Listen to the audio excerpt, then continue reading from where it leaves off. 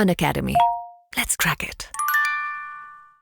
Students, स्वागत है आप सभी का अनअकैडमी के इस एनसीईआरटी सीरीज में।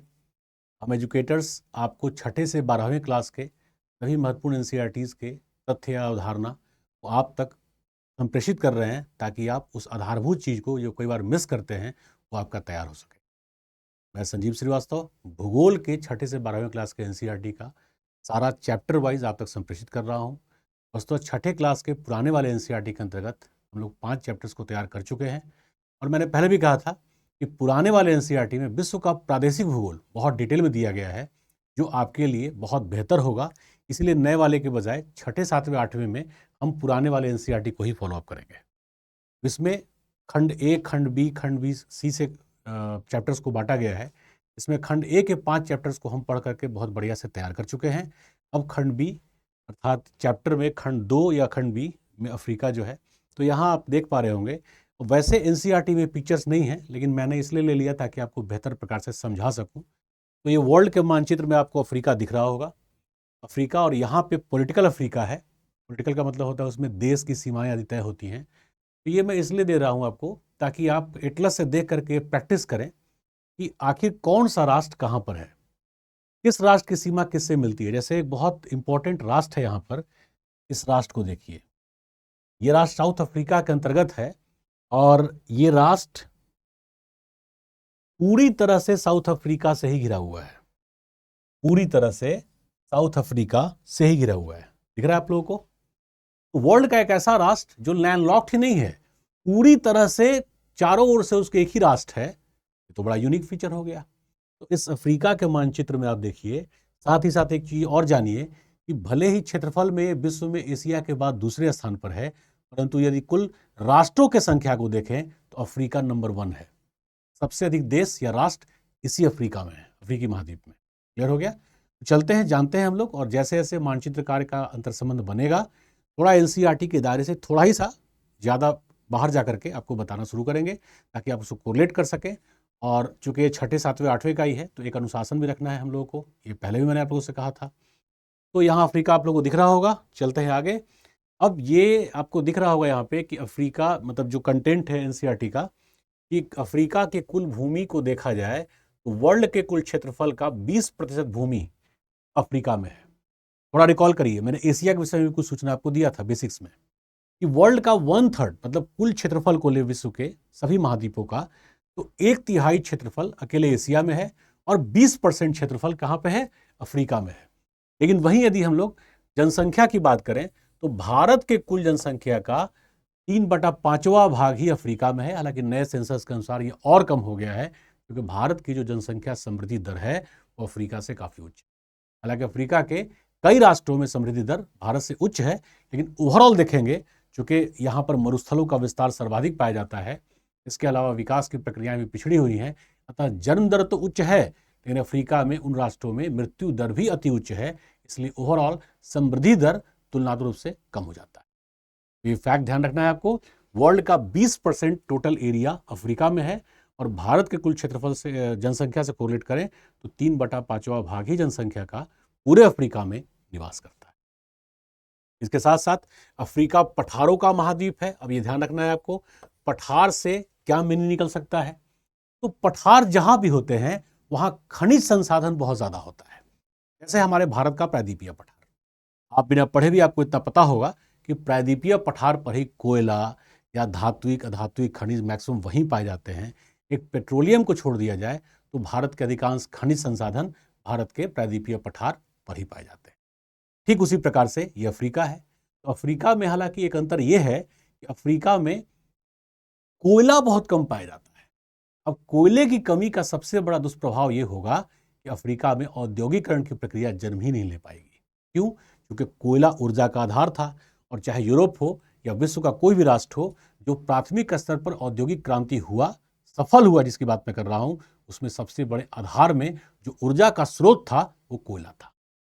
जब ऊर्जा का स्रोत कोयला है और कोयला यहाँ बहुत कम है तो ऑब्वियसली ऊर्जा के उस स्रोत की कमी की वजह से औद्योगिकरण की प्रक्रिया, यहाँ तक कि कृषि या और भी चीज़ों में उसकी कमी सापेक्षता देखने को मिलेगी।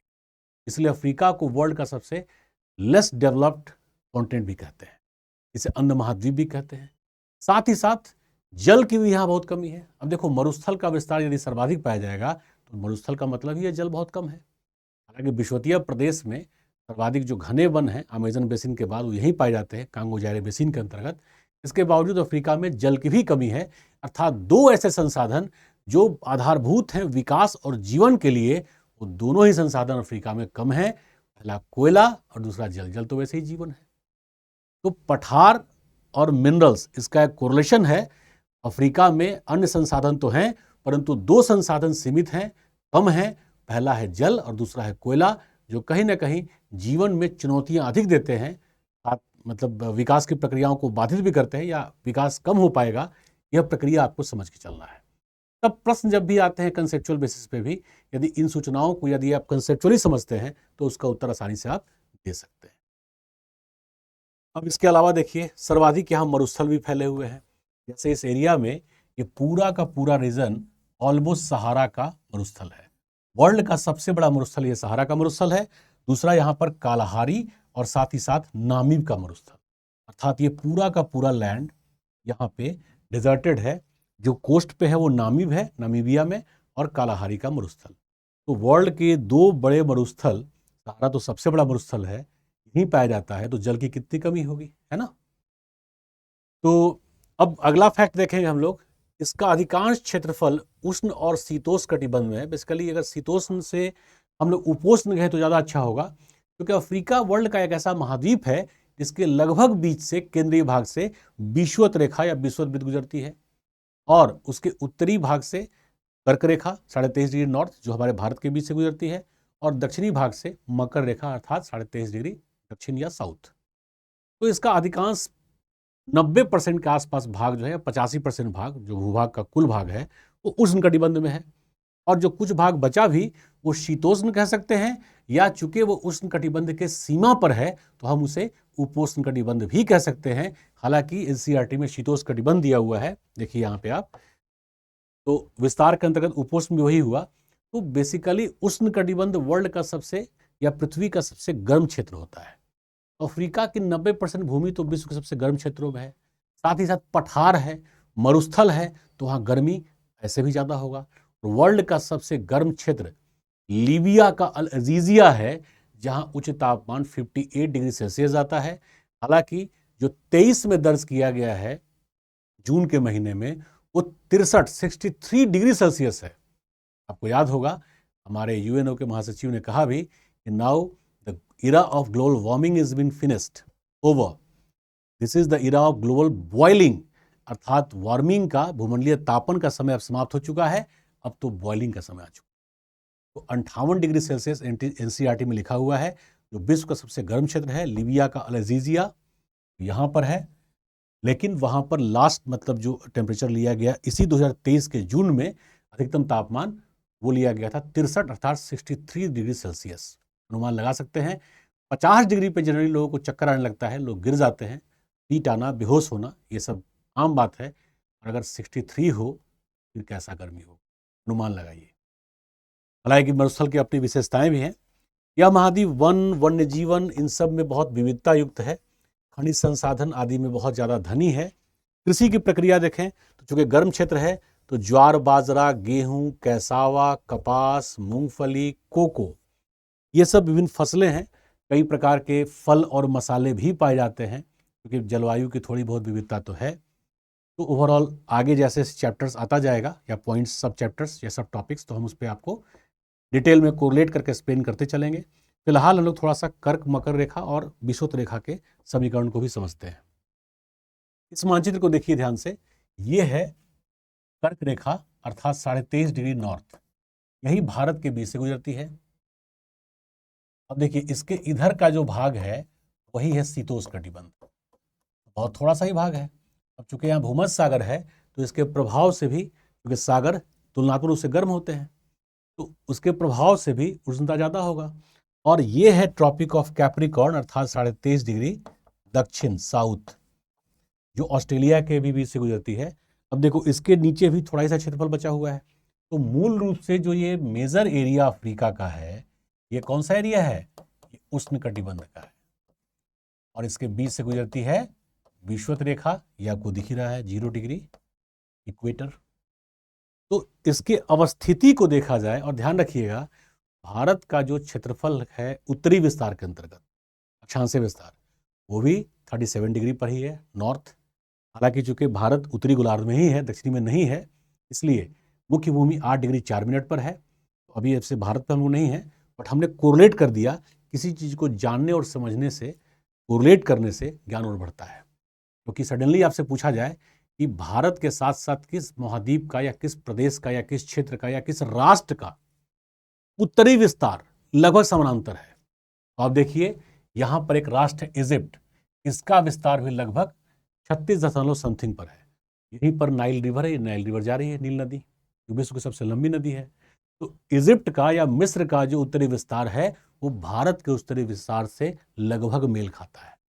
तो एक विजन आपको दे रहे हैं कि आप इसको समझिए, कोरिलेट कीजिए कि यदि इस प्रकार का प्रश्न आए तो आप इसको सरलता और सहजता से बना सकते हैं।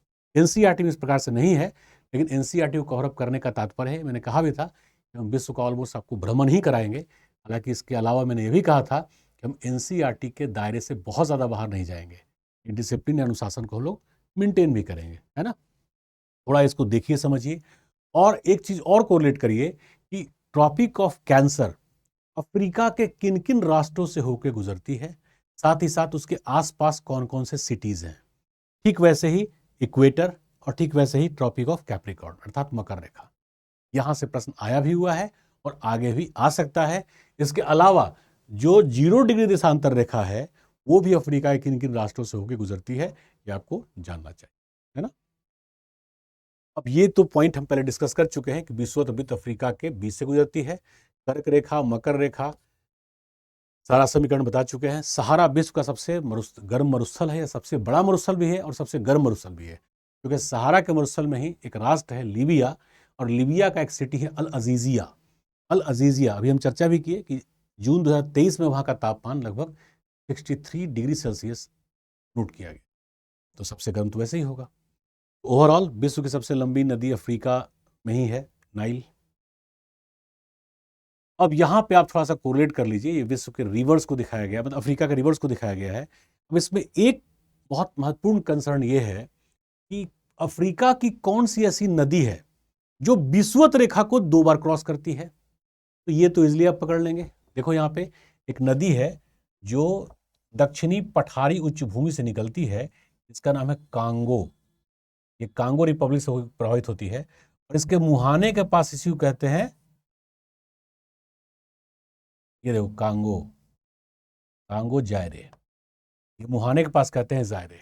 तो कांगो रिवर विषुवत रेखा को 2 बार पार करती है। मकर रेखा को कौन सी नदी पार करती है 2 बार? तो यहां पर एक नदी है लिम्पोपो, एक नदी है लिम्पोपो। रिवर वाले में आएंगे तो मैप पे भी आपको दिखेगा, उस नदी का नाम है लिम्पोपो, है ना। तो लिम्पोपो नदी मकर रेखा को 2 बार पार करती है। अब अगर आपसे हम पूछें कि कौन सी ऐसी नदी है जो कर्क रेखा को 2 बार पार करती है, तो अफ्रीका में ऐसी कोई नदी नहीं है, लेकिन कर्क रेखा को नील नदी पार करती है, ध्यान रखना। लेकिन भारत की एक नदी है जो कर्क रेखा को 2 बार पार करती है, उसका नाम है माही, माही रिवर। तो आप एटलस पे जाकर देखिए कि माही रिवर कहाँ से निकली, उद्गमित हुई और कहाँ जाकर के मिलती है ना। अब इस माही नदी का संबंध राजस्थान से हो सकता है, गुजरात से हो सकता है, एक बार आप कोरिलेट करिए, है ना। तो ओवरऑल अफ्रीका की इस मैप में यही विश्व की सबसे लंबी नदी है, जिसका नाम है नील नदी, और ये सहारा के डेजर्ट से पार होती है। अब इसमें और भी कुछ फीचर्स आएंगे, है ना। यहाँ पे एक नदी की देखो, नाइजर नदी, ये नाइजर नदी है, और भी नदियाँ हैं, जाम्बिया, नाइजर। तो आगे हम लोग जैसे जैसे चैप्टर बढ़ता जाएगा बताते चलेंगे। तो थोड़ा सा माउंटेन को भी जानेंगे, कौन कौन से माउंटेन कहाँ कहाँ पे हैं। तो विदेशी शासन और अफ्रीका, अफ्रीका भी भारत की तरह गुलाम था, पूरा अफ्रीका महादेश ही। औपनिवेशिक शासन में ब्रिटेन या फ्रांस या जो डच और पुर्तगीज थे, और भी कुछ राष्ट्र थे, मुख्य रूप से तो ब्रिटेन और फ्रांस ही थे, जिन्होंने अफ्रीका के लगभग सारे राष्ट्रों को अपना उपनिवेश बना रखा था। हालांकि यहाँ पर जल और कोयले की कमी से औद्योगिकरण की प्रक्रिया पूरी तरह से विकसित नहीं हो सकी, लेकिन इसके बावजूद क्योंकि अफ्रीका पठारों का महादेश है, इसलिए यहाँ संसाधन बहुत ज़्यादा है। संसाधन में जैसे आप देखिए सोना, तो वर्ल्ड का कहा जाता है कि लगभग 80 से 90% सोना अफ्रीका में ही है। अगर वर्ल्ड का सोना अफ्रीका में इतना ज़्यादा है अनुपात में, समझिए संसाधन के अंतर्गत अफ्रीका कितना धनी है। इसके अलावा जो मरुस्थल हैं इस प्रकार के, उनमें पेट्रोलियम बहुत ज़्यादा पाया जाता है, और पेट्रोलियम का क्या वैल्यू है आज आप समझ सकते हैं। मूल्य मूल्य मतलब तुलनात्मक रूप से अर्थव्यवस्था को किस प्रकार से प्रभावित भी करता है, ये सब आपको बढ़िया से पता होगा। इसके अलावा कोबाल्ट, यूरेनियम, या कृषि में भी देखें जैसे लौंग, वर्ल्ड का 75 से 90% लौंग की कृषि या लौंग का उत्पादन अफ्रीका में ही होता है। इसके अलावा केला, तो भारत में भी वैसे बहुत ज़्यादा होता है, बट केले की कृषि यहाँ बहुत ज़्यादा की जाती है। इसके अलावा कैसावा हो गया, ये सब तो चर्चा कर ही दिए, और जैसे जैसे फिर कृषि पे आएंगे और डिटेल बेस पे पढ़ेंगे समझेंगे। तो औपनिवेशिक काल में अफ्रीका एक डिप्राइव्ड इकोनॉमी का प्रदेश बनता चला गया। पूरा महाद्वीप ही इसका भी दोहन, जैसे भारत का दोहन किया गया उसी प्रकार से अफ्रीका का भी दोहन उन मातृ राष्ट्रों ने किया, जैसे ब्रिटेन और फ्रांस मूल रूप से थे, और दोहन करके अपने आप को तो समृद्ध कर लिया, लेकिन अफ्रीका को जिस हालत में थे उससे भी बदतर स्थिति में पहुंचा दिया। अब हालांकि धीरे धीरे, क्योंकि सेकेंड वर्ल्ड वॉर के बाद अधिकांश राष्ट्र विश्व के इस औपनिवेशीकरण की प्रक्रिया से मुक्त हुए, आज़ाद हुए।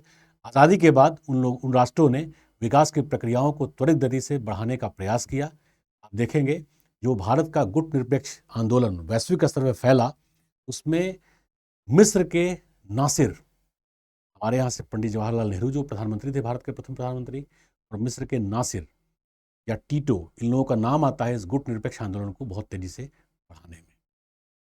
तो ओवरऑल अफ्रीका क्यों डिप्राइव्ड हुआ इकोनॉमिक टर्म्स में या सामाजिक आर्थिक प्रक्रियाओं में, उसका और भी कई प्रभाव है, उन सब में उसका कारण, बहुत बड़ा कारण औपनिवेशिक अर्थव्यवस्था या औपनिवेशिक शासन का प्रभाव। चलते हैं आगे हम लोग। अब देखो कुछ टर्म्स हैं जो एनसीईआरटी में दिए गए हैं। जैसे पहला है जल संधि। देखो इसको तोड़ दो। संधि का मतलब होता है जोड़ना। संधि का शाब्दिक अर्थ होता है जोड़ना, मिलाने वाला। स्वर संधि सब हिंदी व्याकरण में भी आप पढ़ते होंगे। संधि मतलब जोड़ने वाला। और क्या है? जल संधि, अर्थात दो बड़े जल राशियों को जोड़ने वाला जल संधि कहा जाएगा। देखो इसी को लिखा हुआ है, जल का वह सकरा भाग जो दो सागरों या महासागरों को मिलाता है उसको हम कहते हैं जल संधि। क्लियर हुआ? ठीक वैसे ही स्थल संधि, तो संधि का मतलब जोड़ने वाला। तो दो बड़े स्थल खंडों को, महाद्वीपों को या भूभागों को मिलाने वाला पतला या संकीर्ण पट्टी क्या कहेंगे? स्थल संधि, है ना। इसका तस्वीर आगे हम दिखाएंगे जो एनसीईआरटी में नहीं है। जल प्रपात क्या है? नदी के प्रवाह मार्ग में जब एकाएक भूमि बहुत नीचे होता है तो जल काफी ऊंचाई से नीचे गिरता है, तो प्रपात मतलब होता है गिरना। वाटरफॉल इंग्लिश में क्या होता है? वाटरफॉल। वाटर का फॉल मतलब वाटर का गिरना। गिरना मतलब ऊपर से नीचे ही गिरेगा, है ना। जब ऊंचाई से जल नीचे गिरता है तो कहते हैं जल प्रपात। प्रपात मतलब गिरना, जल का गिरना, वाटरफॉल, है ना। तो जब नदी मार्ग अधिक ऊंचाई से कारण नदी का एक नीचे गिरता है तो कहते हैं जल प्रपात। और वन्य प्राणी, ये तो पशु पक्षी जितने भी हैं सबको मिलाकर के सम्मिलित रूप से हम कहते हैं। उसमें छोटे से लेकर के बड़े तक पशु होते हैं, स्तनधारी से लेकर के अंडे देने वाले जो पक्षी हैं उन सबको शामिल किया। यहाँ पर भी जैव विविधता पर्याप्त है। भारत के जितना तो नहीं है लेकिन फिर भी पर्याप्त है। ठीक है, तो ये टर्म्स एनसीईआरटी में दिया हुआ है। परिभाषिक शब्द जो तुम जानते हो इसी प्रकार से लिख करके दिया गया है, वैसे ही मैंने आपके सामने प्रेजेंट कर दिया। लेकिन थोड़ा इसको पिक्टोग्राफिक अर्थात पिक्चर के माध्यम से संप्रेषित कर दें तो आपकी समझ और बेहतर होगी, है ना। ये देखो जल संधि का नाम, जैसे मलक्का जल संधि, अब ये सब क्वेश्चन के तौर पे आ भी चुका है। तो अंडमान सागर और चीन सागर को मिलाने वाली जो जल संधि है उसको क्या बोलते हैं? मलक्का जल संधि। अंडमान सागर और चीन सागर को मिलाने वाली। पाक जल संधि, ये भारत और श्रीलंका के बीच में है। तो पाक की खाड़ी तथा बंगाल की खाड़ी, जैसे आप देखेंगे ये हमारा सपोज करो प्रायद्वीपीय भारत का पठार है, यहाँ पर श्रीलंका है। ये जो जल बंगाल की खाड़ी और इधर वाले को जोड़ने के लिए है, पाक की खाड़ी को, कौन सी है? उसको पाक जल डब्रू मध्य भी कहते हैं या पाक जल संधि भी कहते हैं। क्लियर हो गया? टुंडा जल संधि जावा सागर और हिंद महासागर को जोड़ने वाली है, टुंडा जल संधि। तीव्र प्रकार से यूकाटन जल संधि तो मैक्सिको की खाड़ी और कैरिबियन सागर के क्षेत्रों को जोड़ने वाली है। ये एनसीईआरटी में नहीं है, एग्जाम्पल को थोड़ा और व्यवहारिक बनाने के लिए मैंने अलग से इन सूचनाओं को जोड़ दिया है कि आखिर जल संधि होता क्या है ना। अब इसको एग्जांपल्स देखो, असल संधि को, तो ये एग्जांपल है असल संधि का। जैसे ये एरिया है पनामा, यहाँ पर पनामा एक राष्ट्र है, बेसिकली ये नॉर्थ अमेरिका है, ये साउथ अमेरिका है, और वैसे मैक्सिको से लेकर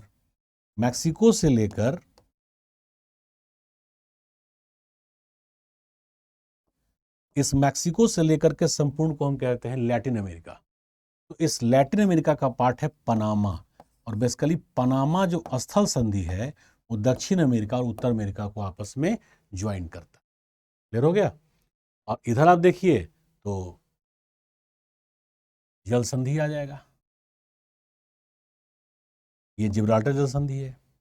अफ्रीका में 3 जल संधियां बहुत महत्वपूर्ण है, आगे आपकी चर्चाओं में आएगा वो। अफ्रीका महाद्वीप में तीनों उत्तर और पश्चिम से लेकर पूर्व तक हैं, तीनों जल संधियां बहुत महत्वपूर्ण है।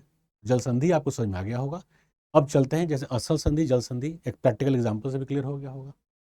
अब चलते हैं, थोड़ा और डिटेल में जानते हैं हम लोग। यही है जलप्रपात, ये वर्ल्ड का सबसे बड़ा, यही है विक्टोरिया जलप्रपात। तो आप पता कीजिए, आगे में सूचना आएगा, ये किस नदी पर निर्मित हुआ है ना। विक्टोरिया जलप्रपात जो विश्व का सबसे ऊंचा जलप्रपात। अब देखो असल संधि, यही वो क्षेत्र है पनामा का, यहाँ देखो लिखा हुआ है पनामा, है ना। तो पनामा और ये जो सेंट्रल मतलब नॉर्थ अमेरिका का पार्ट हो गया, ये साउथ अमेरिका का पार्ट हो गया, ये दोनों को जोड़ता है संकीर्ण पट्टी, तो क्या कहेंगे, असल संधि। यहाँ पर देखो लैंड है, यहाँ पर लैंड है, तो इसी को मैंने थोड़ा विस्तार देकर के लिख दिया है कि विश्व के 2 प्रमुख या विश्व के 2 क्षेत्रों को, महाद्वीपों को जोड़ने वाली संकीर्ण स्थलीय पट्टी को हम अस्थल संधि कहते हैं। स्थलों को जोड़ने वाला संधि असल संधि, है ना। अब देखो यहाँ ये एनसीईआरटी की सूचना है, बहुत महत्वपूर्ण है, इसको ध्यान से देखिएगा।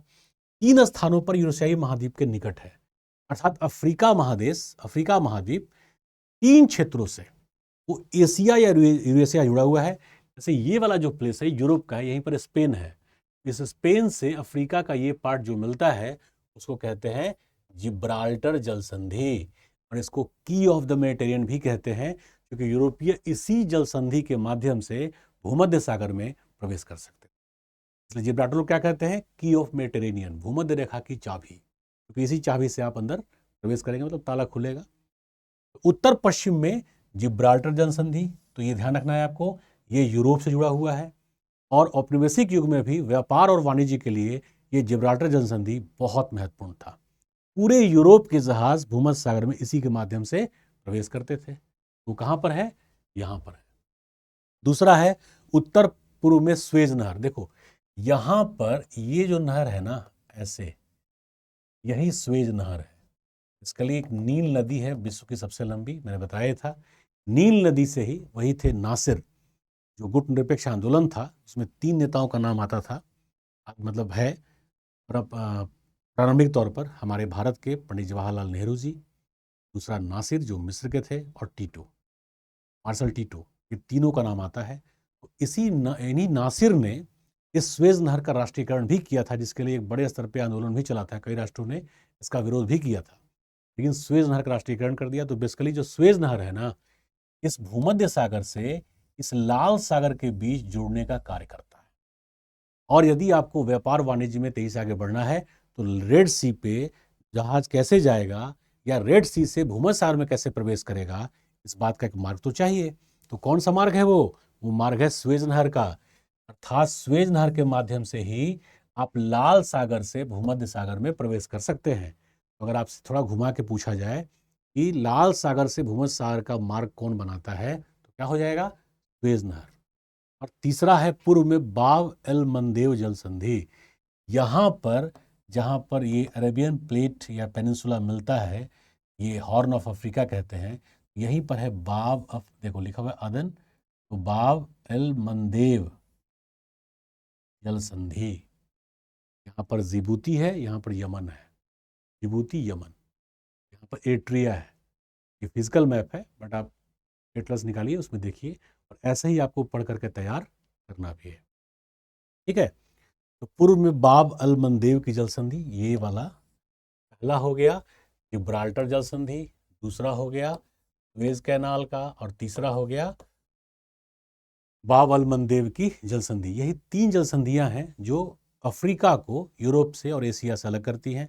यूरोप से कहें तो जिब्राल्टर, और बाकी जो दोनों हैं स्वेज और बाब अल मंदेब, वो एशिया से अलग करते हैं।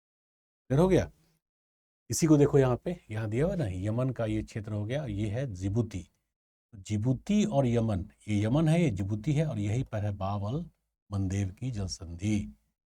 तीसरा वाला है, थोड़ा सा इसको डिटेल में मैंने ले लिया है क्योंकि यहाँ पर भी कई बार पूछा जाता है कि बाब अल मंदेब जल संधि किन दो राष्ट्रों को जोड़ता है, मतलब किन दो राष्ट्रों से सीधे सीधे संबंधित है। ध्यान रखिएगा, इधर अफ्रीका है, इधर एशिया है, ये एशिया का पार्ट है ना। अब मैपिंग से भी कंसर्न जो चीज़ें थी वो समझ में आ गई होंगी।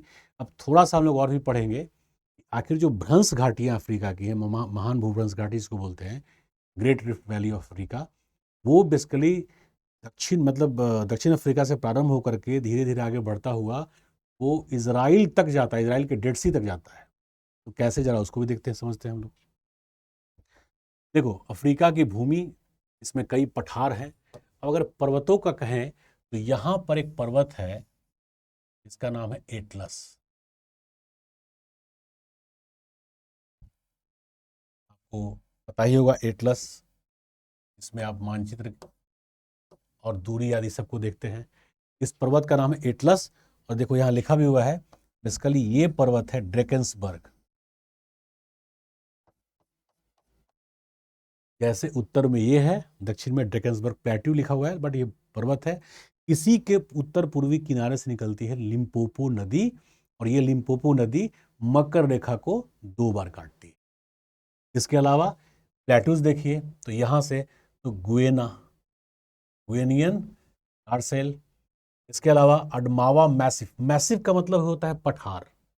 मैसिव एक टेक्निकल टर्म है। मैसिव मतलब क्या होता है? पठार। पुराने चट्टान के स्थलखंड को बोलते हैं मैसिव। तो मैसिव मतलब क्या हुआ? पठार। ये हो गया अडामावा पठार। फिर जोस प्लेट्यू, आहगर प्लेट्यू, इबेशी मैसिव, मैसिव अगेन पठार, इनेडी प्लेट्यू, है ना। तो अब ध्यान देखिए, यूथोपियन मैसिव अगेन पठार, ईस्ट अफ्रीकन प्लेट्यू, बाहे प्लेट्यू, अंगोला प्लेट्यू, अंगोला राष्ट्र का भी नाम है, एंड डेकेंसबर्ग प्लेट्यू। तो overall plateaus are mostly distributed in Africa. अब चूंकि ऋतुक्षरण की प्रक्रिया से विखंडन हुआ, बालू बना, उससे मिट्टी भी बना है, लेकिन पठार यहाँ सर्वाधिक पाए जाते हैं, इसीलिए अफ्रीका को पठारों का महादेश भी कहते हैं। ये पहले ही आपको स्पष्ट कर चुके हैं। ऐसा दिखाई पड़ता है अफ्रीका के पठार दक्षिण पूर्व सभी जगह हैं, लेकिन ये जो पूर्वी है ना, ईस्ट अफ्रीकन प्लेट्यू, ये सबसे ऊंचा भाग है। इसको पूर्वी उच्च भूमि भी कहते हैं। अफ्रीका में, हालांकि ये विषुवत रेखा के पास में भी है, अफ्रीका का यही एकमात्र ऐसा भाग है जिसके शीर्ष पर हिमाच्छादन या तापमान हिम से कम देखा जाता है। आप रिकॉल करिए, और ये बेसिकली एक ज्वालामुखी पर्वत है। तो उस पर्वत का नाम क्या है, वैसे आगे आएगा, आप रिकॉल करिए, है ना। ओवरऑल ये जो अफ्रीका में मूल रूप से जो पठार पाए जाते हैं, देखिए ज्वालामुखी पर्वतों के शिखर है ना। तो सर्वोच्च शिखर का नाम है माउंट किलीमंजारो। यही माउंट किलीमंजारो अफ्रीका का सर्वोच्च चोटी है, जिसकी ऊंचाई है 5,895 मीटर। कैन यू इमेजिन कि एक ऐसा ज्वालामुखी पर्वत जो इतना ज़्यादा ऊपर होगा, लगभग 6,000 मीटर हो गया। तो इसका शीर्ष हमेशा हिमाच्छादित होता है, अर्थात विषुवतीय प्रदेश पर रहने के बावजूद। यहीं पर माउंट किलीमंजारो एक राष्ट्र है, तंजानिया। तंजानिया, इस तरफ है केन्या, इस तरफ है तंजानिया, जहाँ मसाई जनजातियाँ रहती हैं, हौसा, मसाई, है ना। तो तंजानिया के ही पूर्वी किनारे पर है mount Kilimanjaro. Mount Kilimanjaro Africa की सर्वोच्च चोटी भी है, ये भी आपको ध्यान रखना है ना। समुद्र तल से इसकी ऊंचाई 5,895 मीटर है। यह वर्ष भर हिम से ढका रहता है, क्योंकि ऊंचाई के साथ साथ तापमान घटता है, ये बता भी चुके हैं, आपको पता भी पहले से होगा। प्रत्येक 165 मीटर की ऊंचाई पर 1 डिग्री सेल्सियस तापमान में ह्रास या कमी होती है। उसी के अनुरूप ये सारी प्रक्रियाएं घटित होती हैं, और जहां लगभग 6,000 मीटर ऊंचाई पर है, तापमान बहुत ज़्यादा घट जाएगा। तो अफ्रीका में पठार कहाँ कहाँ है? उच्च भूमि का मतलब क्या हुआ? उच्च भूमि का सामान्य अर्थ तो पठारी है, लेकिन वहीं पर इस तंजानिया और केन्या वाले क्षेत्र में किलीमंजारो या थोड़ा ज्वालामुखी का पूरा विस्तार पाया जाता है। इसीलिए जब अफ्रीका की मिट्टी बताएंगे, देखो जहाँ ज्वालामुखी है वहाँ खासकर अगर बेसाल्ट का ज्वालामुखी चट्टान निकला है, तो बेसाल्ट के विखंडन से बनती है काली मिट्टी, तो उर्वर भी होगी। तो इसी एरिया में ही डिस्ट्रीब्यूटेड होगा। थोड़ा फैक्ट को अगर हम चेन में समझने का प्रयास करें, वैसे एनसीईआरटी में इस प्रकार से इस क्रम में नहीं है, तो आपको याद जल्दी होगा, है ना। तो ओवरऑल अफ्रीका में कौन कौन से पठार हैं, मैसिव का मतलब भी पठार ही हुआ, ये मानचित्र में भी आपको दिख रहा होगा। और दोनों बॉर्डर पे एटलस माउंटेन और यहाँ पर आ गया डेकन्सबर्ग माउंटेन, और बीच में जो मेन एरिया है पर्वतों का वो हो जाएगा किलिमंजारो आदि का ज्वालामुखी पर्वत। तो अफ्रीका की भूमि पर पठार और पर्वत पहाड़ियाँ कहाँ कहाँ हैं, ये आपको बढ़िया समझ में आ गया होगा, है ना। इसी को देखो, ये भूभ्रंश घाटियों को, तो ये भूभ्रंश घाटियाँ बेसिकली देखो, ये जो दिख रहा है ना, ये भूभ्रंश घाटियाँ ही हैं। ये भूभ्रंश घाटियाँ यहाँ से ऐसे रेड सी तक जाती हैं, और फिर ये इधर से ऐसे होते हुए ये जो रेड रेड दिख रहा है आपको ना, this all are the rift valleys, ये इजराइल तक जाती है। ये देखो लाल सागर, यहाँ से प्लेट इसोर जा रहा है, एक प्लेट का भाग इसोर जा रहा है, एक प्लेट इसोर जा रहा है, ये अरेबियन पेनिनसुला का। इसीलिए रेड सी अलग हो गया और रेड सी बन गया, और अफ्रीकन जो अरेबियन पेनिनसुला है ये पार्ट इधर चला गया, गल्फ ऑफ अदन, और यहीं पे है बाब अल मंदेब की जल संधि, है ना। ये प्लेट मूवमेंट को बताता है। ओबियसली ये छठे क्लास के एनसीईआरटी में तो इस प्रकार से नहीं होगा, लेकिन चूंकि आपको केवल कंटेंट इसलिए नहीं प्रस्तुत किया जा रहा है कि आपका वो कवर अप हो जाए, आगे तक की एक बेहतर पृष्ठभूमि आपकी तैयार हो, इसीलिए किया जाता है ना। तो अब आपको ये बढ़िया समझ में आ गया होगा कि रिफ्ट वैलीज कहाँ से कैसे हैं। अब देखो, रिफ्ट वैलीज में जब भी नदी गिरेगी तो ऊपर से नीचे गिरेगी, तो वहाँ पर क्या निर्मित होगा, जलप्रपात का निर्माण होगा, और विक्टोरिया जलप्रपात यहीं पर है। हमने बताया भी कैसे कहाँ पे होगा और किस नदी पे है, थोड़ा यह सब भी आपको ध्यान रख के चलना है। इसी को देखो, यहाँ पे ये किलिमंजारो है, ये तंजानिया है, ये केनिया हो गया, और ये ईस्टर्न सीमा पर है किलिमंजारो, यही अफ्रीका की सर्वोच्च चोटी है। ये भी जो है ट्रांसफॉर्म जोन है, अर्थात यहाँ से भी एक रिफ्ट बन रहा है। एक रिफ्ट तो ऐसे इधर से बना था ऐसे, और ये गया इजराइल तक। एक रिफ्ट यहाँ से ऐसे बन रहा है, क्लियर हो गया।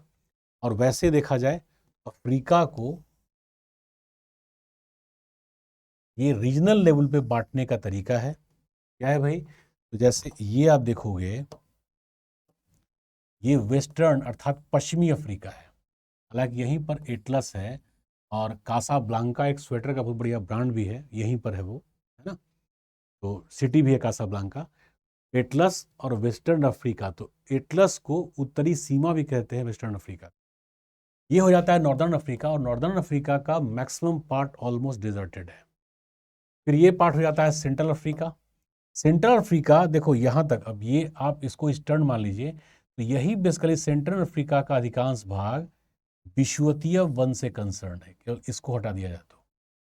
ये हो गया ईस्टर्न अफ्रीका, इसमें आता है मेनली केन्या। इसके अलावा इधर आप पाओगे तो इरिट्रिया आ जाएगा, है ना। और ये हो जाता है साउदर्न अफ्रीका। तो अफ्रीका के प्रादेशिक वर्गीकरण में जो मुख्य भूमि है वो west Africa, north Africa, east Africa, central Africa, south Africa. South Africa में ही एक राष्ट्र है, और मैंने बताया ही यहाँ पे एक राष्ट्र है लेसेथो। लेसेथो एक ऐसा राष्ट्र है जिसके चारों ओर से एक ही राष्ट्र है, उसका नाम है South Africa. The name of country is Lesotho, है ना। इसके अलावा यहाँ पर देखो एक कंट्री है स्वाजीलैंड। एटलस पे सब जाकर देखो, स्वाजीलैंड के भी 3 ओर से साउथ अफ्रीका ही है, एक ओर से ये दूसरा राष्ट्र है। तो देखो जाए कौन सा राष्ट्र है।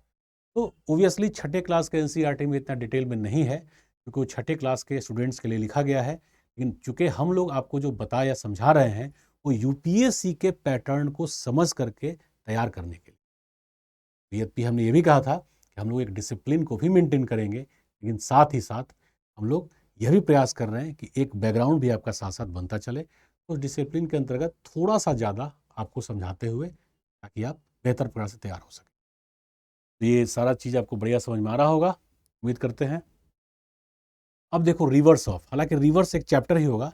देखो यही रिवर है कांगो। तो कांगो बेसिकली साउथ अफ्रीकन पठार से निकलती है ना। अब देखो विषुवत रेखा को 2 बार पार कर रही है। इसके मुहाने को कहते हैं जायरे, इसलिए इस नदी का नाम कांगो जायरे भी है, क्योंकि प्रारंभ से लेकर के मध्यवर्ती भाग तक, मध्यवर्ती भाग के आगे तक 70% पार्ट में इसको कहते हैं कांगो। कांगो रिपब्लिक यहाँ राष्ट्र भी है, और जहाँ ये मिलती है हिंद महासागर में, अटलांटिक ओशियन में, उसको कहते हैं जायरे। इसलिए इस नदी का सम्मिलित नाम हम कांगो जायरे भी कहते हैं। और यहाँ पर एक नदी है लिम्पोपो, आपको दिख रहा होगा।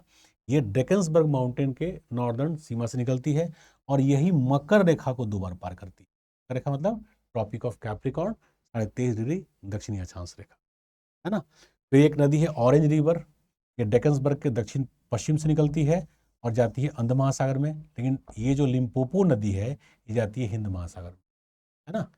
इसके अलावा जो सेनेगल रिवर है अटलांटिक ओशियन में, इसके अलावा एक बहुत महत्वपूर्ण नदी है नाइजर, इधर ही नाइजीरिया भी है, नाइजर, है ना, नाइजर रिवर। इसके अलावा वोल्टा, ये सब अटलांटिक ओशियन में ही जाके मिलती है। लेकिन पूरे इस रीजन में देखो कोई नदी नहीं है, इसलिए जल की कमी भी है। बट ये लेक विक्टोरिया है, इसी लेक विक्टोरिया से वर्ल्ड की सबसे लंबी नदी निकली है जिसका नाम है नील नदी।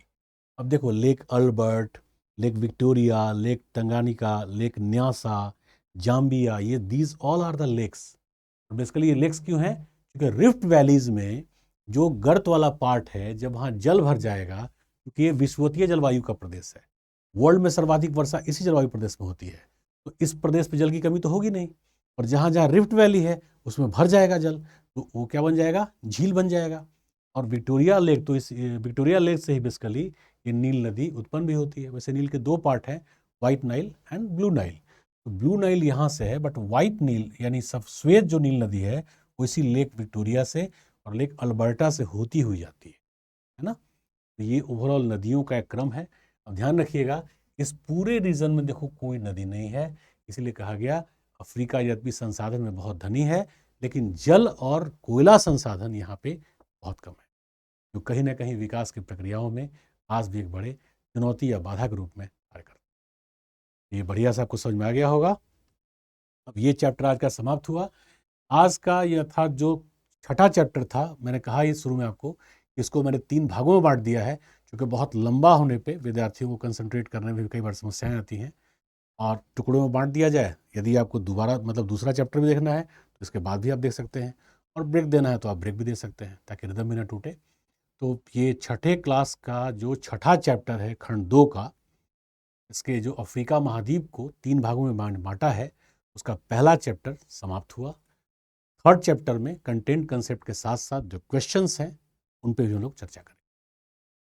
बेहतर प्रकार से तैयारी कीजिए, आधारभूत तथ्यों को, अवधारणाओं को तैयार कीजिए, ताकि आपका जल्दी से जल्दी अच्छे रैंक के साथ चयन हो सके। तो आज का सेशन यही समाप्त करते हैं। Thank you and all the best.